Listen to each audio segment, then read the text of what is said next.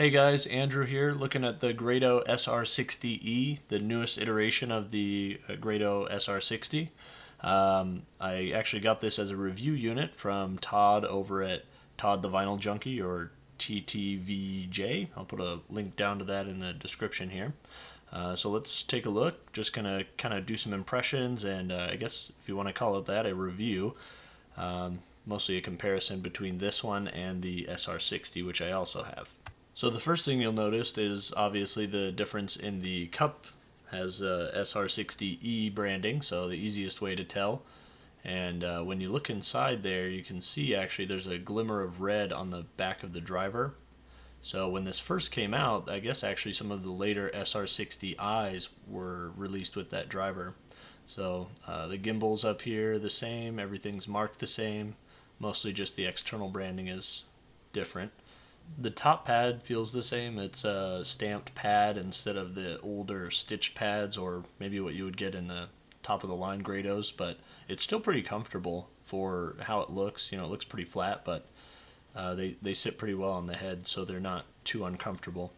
I'm getting some hair on the pads here. Oh well. So I guess let's just kind of go over how it sounds and how it compares. My Grado SR60s are modded. I got them at a garage sale and they were pretty torn up. All I had to do was put on some new pads and replace the plastic mesh that's on the back of the driver on the outside of the cup, because these are semi-open headphones.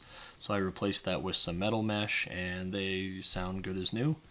The headphones are semi-open and the plastic mesh on the back helps them avoid looking cheap. Build quality is pretty good. Like I said, their warranty and everything. The cable I think could be a little bit better. I like the older cable design with the thicker cable.